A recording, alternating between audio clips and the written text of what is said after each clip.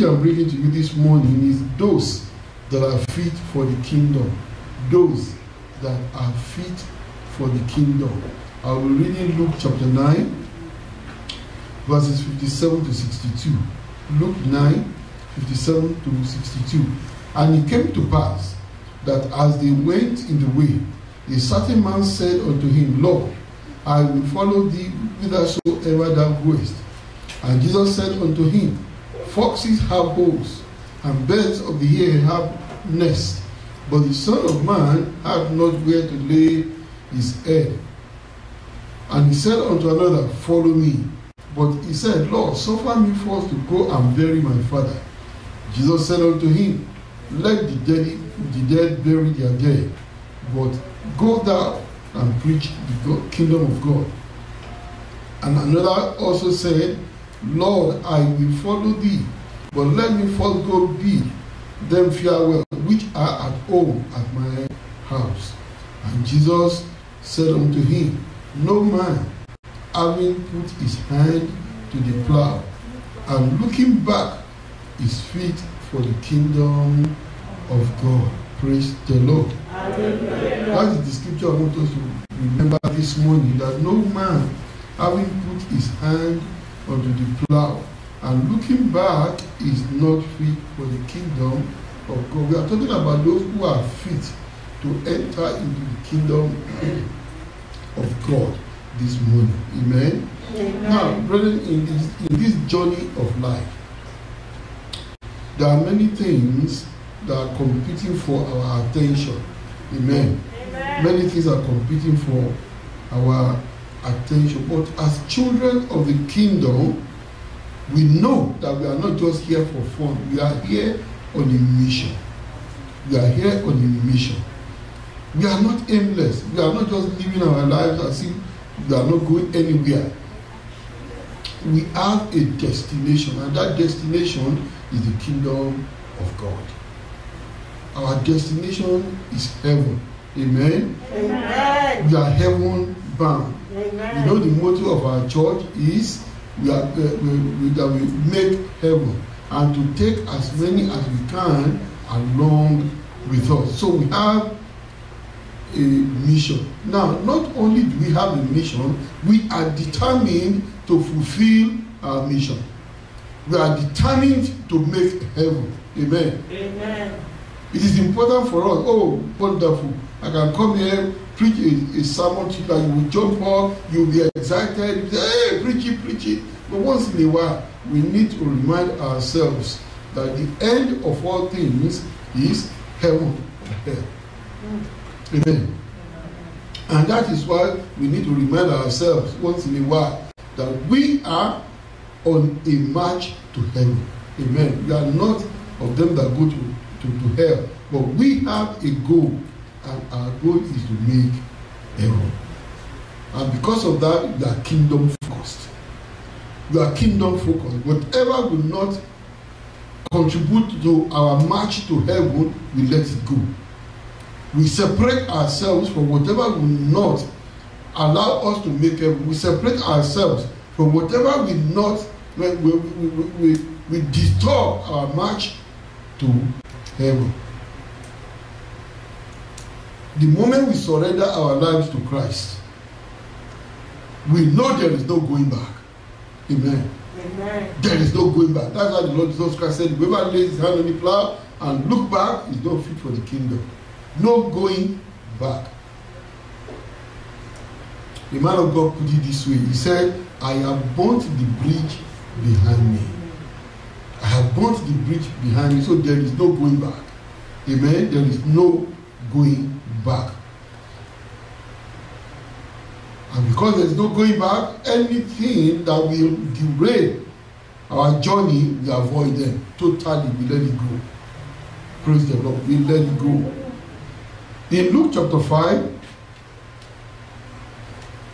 you will see the story in Luke chapter 5, verses 1 to 11. But I will just paraphrase it to you because of the time. There we find Peter and his friends. They were fishing. They are fishermen. They fished all night, they caught nothing. So the following morning, they were trying to just pack up and go. Jesus came and he was preaching the gospel to people. And because of the press, he asked to use their boat. So Jesus used their boat. And you know, God does not use anybody anyhow. God compensates you for whatever you do. There's always a compensation. So the Lord told them to push a little bit further into the sea and cast their net. And they cast the net and they caught lots of fish. When you look at verse 11 of that story, the Bible says, when they had brought their ships to land, they forsook all and followed him. Amen. Yeah. They forsook all and followed him. You see, initially I was a bit puzzled. But these guys, they fished all night. They spent time all night looking for fish. Now they got the fish. They now left everything. They didn't even take only one. They left everything and they followed the Lord Jesus Christ. They left everything and they followed the Lord. Now, in another place, when Jesus called Matthew the publican, you will see that story in this same Luke chapter 5, but this time around verses 27 to 28. Verse 27 to 28. It reads, and after these things, he went forth and saw a publican named Levi sitting at the receipt of custom, and he said unto him, follow me. And just as if Jesus put something in his mouth, like black people say, as if he put something in his mouth. Peter just got Matthew just got up, left everything, the money he had collected and whatever, left everything, and he just followed Jesus Christ. Amen. He just followed. No question asked. Praise the Lord. One common thing that you will notice in these two stories is that they left all. Amen. They left all. And that is what the Lord expects of us. When we give our lives to Christ, we leave all. Whatever will distract us, we leave it behind. And we follow the Lord. Amen. Amen. Brethren, I want to ask you one question this morning. What will it cost you to follow Jesus wholeheartedly? Amen. What will it cost you to follow Jesus wholeheartedly? Can you give up a career? Can you give up homes? Can you give up business opportunities? Can you give up relationships just because you want to follow the Lord? Amen. Those that will be fit for the kingdom of God will give up anything for the kingdom. They will give up anything for the kingdom. Praise the Lord. Hallelujah. I'm not boasting, but I'm boasting in the Lord. I remember in 2001, I came to Canada. Oh, incidentally, I forgot to tell you last Sunday. Last Sunday was my 21st year in Canada. Who clap? I did, sir. Oh, God bless you. Praise the Lord. You see, I came to Canada June 2000. That was all the while just do some petty jobs and so on and so forth. The first job I got in my career was at TD Bank, and I got the job in September 2001. End of October 2001, I got a call from the headquarters. We need to start church in Montreal. Will you go? I was struck. I said, but the way I was trained, you cannot refuse the work of God. I said I will go. The following day, I got to they said, will you want to pray over the weekend? I said, no, I will go. I will go. The following day, I got to my office. I told my supervisor. I was then a temporary staff. So I called her and I told her, look, I will be going to Montreal by November, so I'm going to resign next week. She said, oh, I've just recommended you for permanent appointment. By January, you are not going to be a temporary staff again. I said, well, sorry, I need to go. She now said, do you want to go and think about it? I said, I've already thought about it. But I'm going to go. I said, maybe you don't understand. This position, it pays you so amount of salary.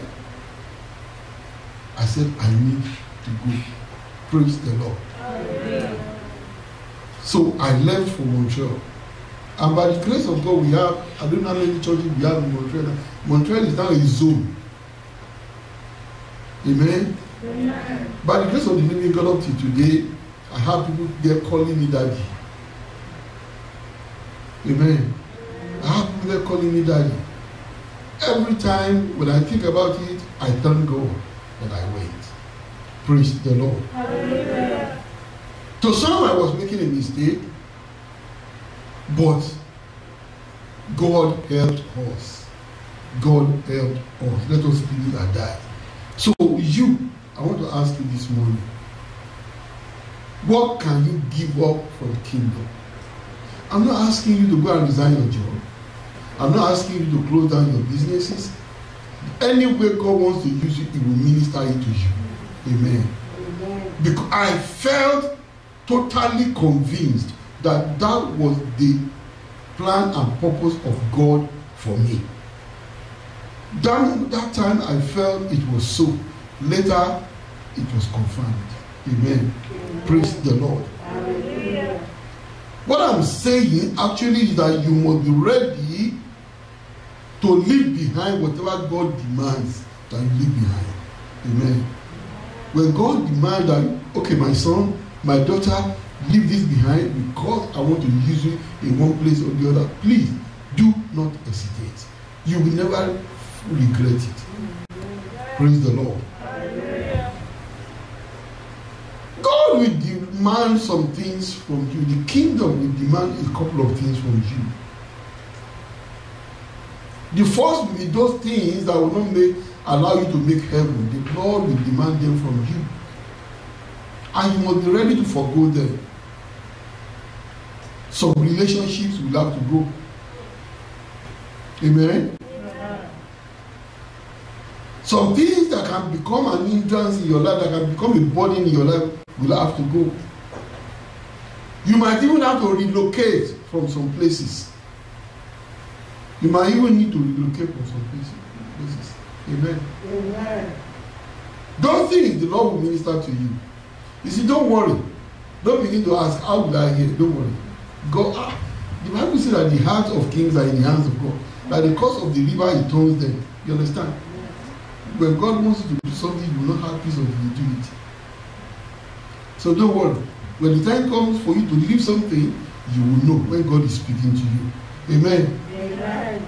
When you look at the story of this gentleman that we looked at in our text this morning, the fish would have been an hindrance to Peter and his friends. The money that Matthew was collecting would have been an hindrance to his salvation. But thank God they left everything behind and they followed Jesus. You see, the truth of the matter is we must be sensitive that the devil does not want us to make heaven. The Bible says in John 10:10, the devil comes, the thief cometh not, but for to steal, to kill, and to destroy. That's the plan of the devil. The devil wants to make sure that he will rubbish your faith, to make sure that you don't make heaven. His purpose is to distract you. Amen. A lot of things are distractions to the kingdom. To discourage you. Oh, discouragement, I was hugely discouraged in Montreal. I'm not sure whether anybody here has heard me say the story before. There was one day I was so discouraged. I woke up, my family was not there with me yet. The first 1.5 years I was there, 7 months I was there alone. I was so discouraged. So things were going on. I was so discouraged. And I woke up that morning and I sat in my living room and I was looking at the wall clock. It was 7 a.m. in the morning. And I sat there looking at that clock. The next time I blinked, it was 5 p.m. You can just imagine sitting down on the chair and looking at that wall, I remember that it was 7 a.m. when I sat on that chair. The next time I came to myself to see that clock again, it was 5 p.m. in the evening. Almost 10 hours. I sat there. I was so discouraged by something that was going on. And I was thinking that, is this what I gave up a career for? And so on and so forth. Amen. Brethren, let me tell you one thing. It will not be all rosy. Amen. When you follow the Lord, it might not all be rosy. Some things will come. The devil will throw a lot of things to you to distract you, to discourage you. But please, everything, the purpose of all that is to derail your race. Don't give the devil the joy of derailing your race. Amen. Be focused on where you are going. Amen. Amen. Those that are fit for the kingdom, they are focused. They are focused on the race.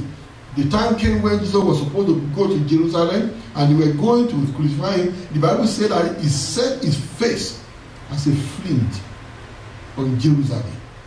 Nothing would have dissuaded Jesus not to go to Jerusalem. Praise the Lord. Hallelujah. When I went to Montreal, I spent 3 years there, and by the time I established the church, or they got some trained workers, I couldn't get a job there because I don't speak French. I went to French school, they say I didn't pass. So they say I didn't pass, but I tried. So anyway, so I felt that okay, 3 years I will establish the church. The church was going over 100 members already, and I've got about 2 people ordained deaconess. So I handed over the church to them, moved to Toronto. But it was not the Lord that told me to move to Toronto. So I got to Toronto, spent a whole 1 year, I didn't get a job. So I went to pray, and the Lord now told me, who told you to come to Toronto? So I knew I was out of where God put me. I said, okay, Lord, I'll go back to Montreal. The Lord said, don't go back to Montreal, go to Ottawa. That is where I want you to go now. Praise the Lord. Hallelujah.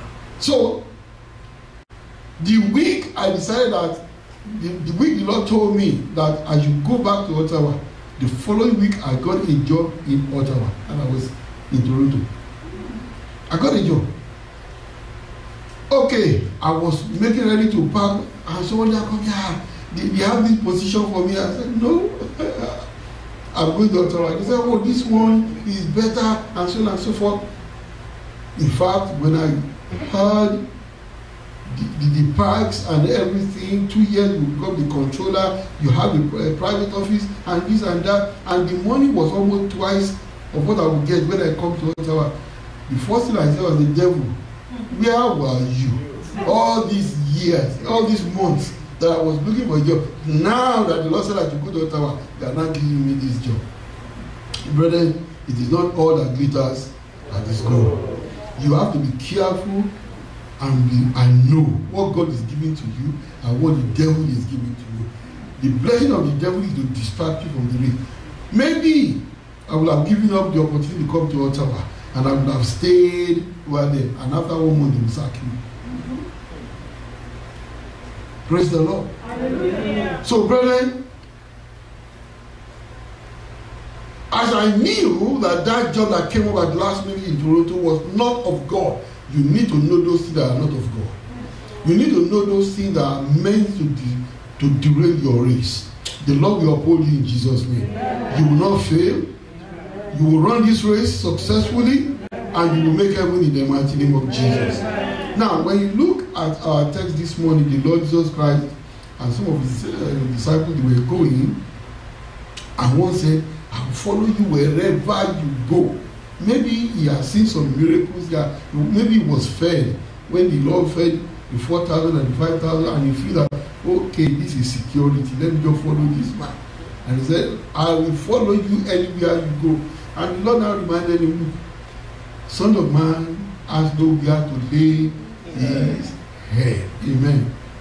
The Lord told him that it's possible that maybe the Lord discerned that the purpose for which he said that was because of what he was going to gain. Praise the Lord.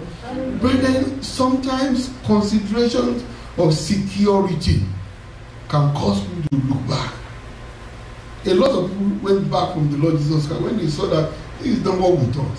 We thought it's going to be food every day. We thought it's going to be security every day. We thought it's going to be this and that every day. But when Jesus began to talk about making sacrifices, drinking his blood, eating his flesh, he said, no, this is not for us. They went back. A lot of people depart from the journey to the kingdom because of expectations. What they are seeing is not what they expected. Amen.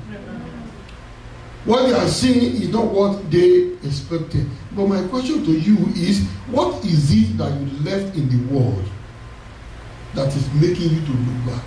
Brother, there is nothing in the world. There is nothing that worth it. Amen. Is it when that you were reveling all about at night and you were getting drunk at night that you were womanizing? Is that what you want to go back to? No, nothing is worth it. Nothing is worth it. Amen. You remember the story of Lot and his wife? Lot's wife looked back. The angels grabbed them, pulling them, let's go. But Lot's wife began to look back and she became a pillar of salt. Amen. She became a pillar of salt. Lot's wife could not forget the riches that they left behind. And she was looking back. People become distracted from this journey to the kingdom for various reasons. Amen. For various reasons. Family commitments are there. Amen. Family commitments are there. Friends and acquaintances. They don't want to lose their friends. Career opportunities. Business opportunities. Politics. Oh, politics is a big, huge one. Amen. Because of the position of the world, a lot of people, they are compromising their faith now. Because of political positions, a lot of people are compromising on their faith. I read it in the newspaper some time ago. One newspaper said one bishop announced that they will not give some politicians communion in the church. Why? Because of what the politicians were doing. Amen. Amen. Because of political position, these people they are endorsing lifestyles that are clearly against the word of God.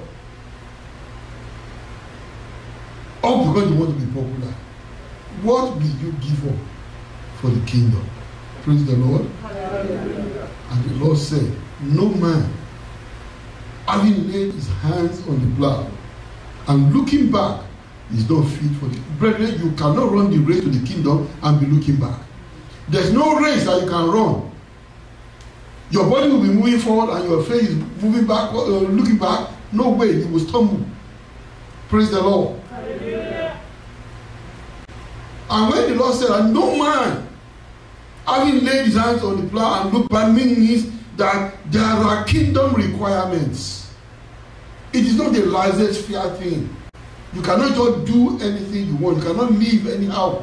Amen. There are some things that you need to do. There are conditions which must meet, which must satisfy before you enter into this kingdom. The question is, are you fit for the kingdom of God? Elisha. You will see the story of Elisha in 1 Kings chapter 19, verses 19 to 21.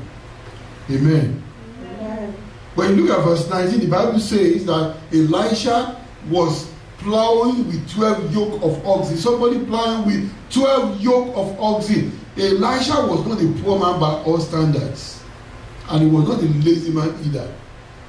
He could have asked the laborers to be using the 12 yokes and he would sit down, drinking palm wine under the tree. No. He was using the 12th. He was not a poor man and he was not a lazy man. But Elijah came, cast his garment upon him, and Elisha left all. He left everything. And he wanted to burn the bridge behind him. He came back, killed an oxen, boiled the meat, do send off. for people, and he left and followed Elijah. Amen. Many people are not they are not able to answer the call because they cannot forsake all. They cannot forsake all. As Peter and his friends forsook all, Matthew forsook all, Elijah forsook all. Many people could not do that. Gehazi could not do that. Gehazi was Elisha's servant. Elisha inherited the double portion of the anointing of Elijah. If Gehazi had stayed the course, and if he had stayed the course and told Elisha, I want a double portion of your spirit, he would have gotten it. Gehazi was about to become the most powerful prophet of his day, but because of filthy lucre, he lost it all. Amen? He lost it all. There was a man called Demas. Demas was a beloved brother, a co-laborer with Paul. He was so beloved that Paul singled him out for commendation in Colossians chapter 4, verse 14. Even in the book of Philemon, Paul still mentioned Demas, but Demas got distracted. Paul said that he loved the things of this world, and he went back. He loved this present world. Amen. Brethren, see, as we are in this present world, there is another world. Nobody, you see, some people, they want to lie to you. They will say, when you die, your body rots away and you fade into nothingness. No, it is a lie. There is still life after death. The destination is what you decide here or not. Are you going to eternal life in heaven or eternal life in hell? You know, when we see that song, eternal life, eternal life, I want to see eternal life, Lord.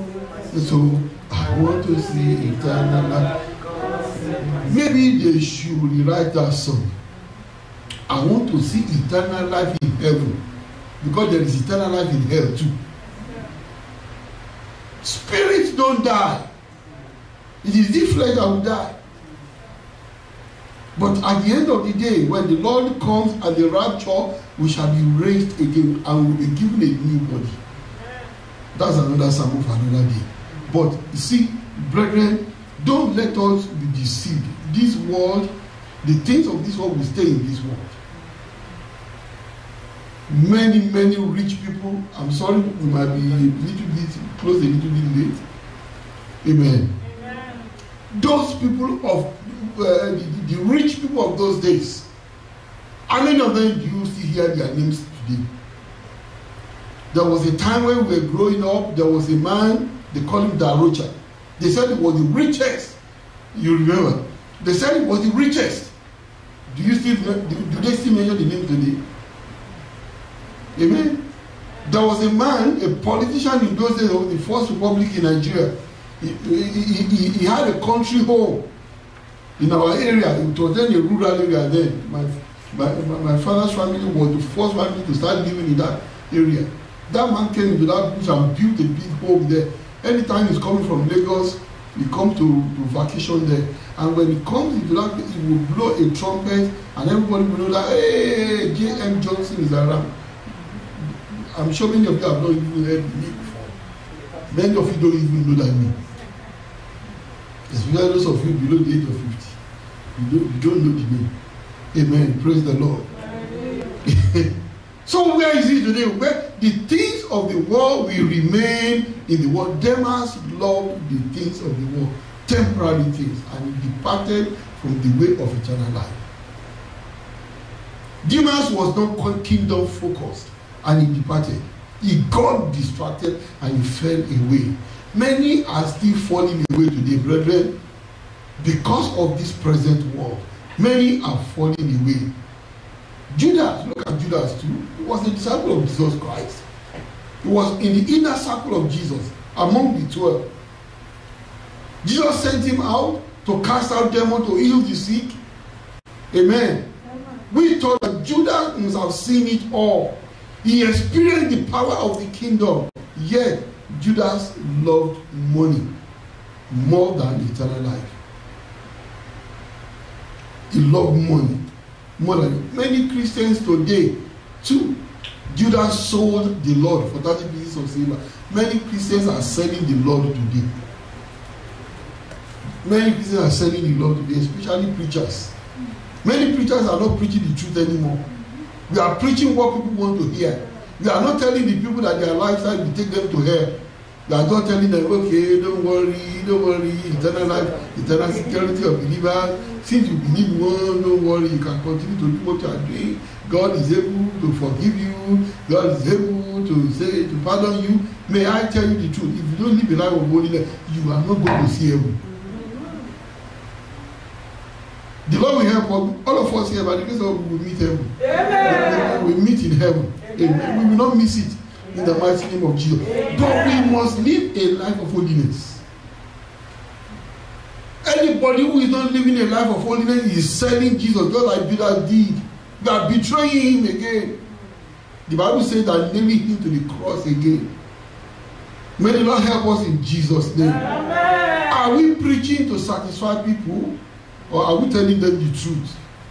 May the Lord help me to keep on telling you the truth. Amen. And to preach the truth to myself too. Amen. Because a lot of people are preaching to others, they are not preaching to themselves. Praise the Lord. Hallelujah. The kingdom has a standard, and that standard is laid. It cannot be altered, it cannot be modified. One bishop was saying that the Bible is outdated, that they should rewrite it. No.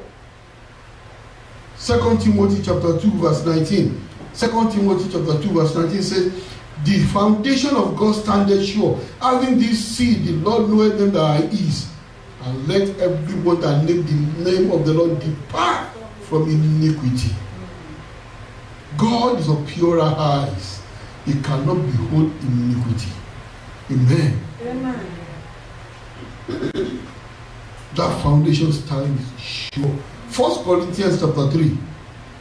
You can read from verse 11 to 15 to get the grasp of that scripture, but I'm just going to emphasize on verse 11. For other foundation can no man lay than is laid. No other foundation can no man lay than is laid, which is Jesus Christ. If anybody comes and preach to you that through other name you can get to heaven, brethren, run away. It's a lie. The only foundation to heaven is Christ. Amen. Amen. Christ is the only foundation to eternal life. Are you fit for the kingdom? Are you looking up to Jesus? Praise the Lord. Hallelujah. Whatever we build on that foundation will be tested. Whether it is stubble, whether it is hay, everything will be tested by fire. May our work not get burnt in Jesus' name. Amen. When you look at 1 Corinthians chapter 9, I will read verses 24 to 25. 24 to 25. Then I will try to round up. And know ye not that they which run in a race run all, but one receiveth the prize. So run that ye may obtain.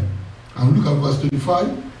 And every man that striveth for the mastery is temperate in all things. Now they do it to obtain corruptible crown, but we are incorruptible. Our crown is incorruptible, not the crown of the world. Those ladies that we are seen as pencil in those days, and we walk like this, and one Miss World, where are they today? If you look at them today, they are like H, they are not like I. Amen. All the beauty of the world will fade away. Praise the Lord. All the beauty of the world. Our sister was talking about 6-pack. I used to have a 6-pack when I was younger. It is now 0-pack. It's now round pack. It's now round pack. Amen. Everything of the world, they are perishable. They will go away. Amen. But what we are running after is that which is imperishable. Now, the Bible says that they And every man that is striving for mastery is temperate in all things. Self-control. Amen. Self-control. As a child of God who is focused on the kingdom, don't be drawn away by the riches of the world. Don't be drawn away by competition. Don't be drawn away by the things that people are flashing about. They are all perishable. Let us be focused. And the Lord will help us in Jesus' name. This journey is like a long distance run. It's not a dash. It's not a 100-meter dash that you can finish in 10 seconds. This is a lifetime race that you need endurance, you need determination, you need strength to be able to go through this. Amen. And the Lord Almighty God Himself will sustain you in the mighty name of Jesus. Brethren, Apostle Paul said, so run that ye may obtain the prize. And what is that prize? Eternal life in the kingdom of God. Amen. While we continue to run the race, I want us to know that every race has rules and regulation. Number one, you cannot beat the gun. You cannot start running the race until the gun sounds. Amen. And you cannot finish the race until you cross the finish line. You might have led the race. Let's call it a 1,000-yard race. You led the race for 900 yards. And when you got to the point of 900, you I won already. And you began to do like this.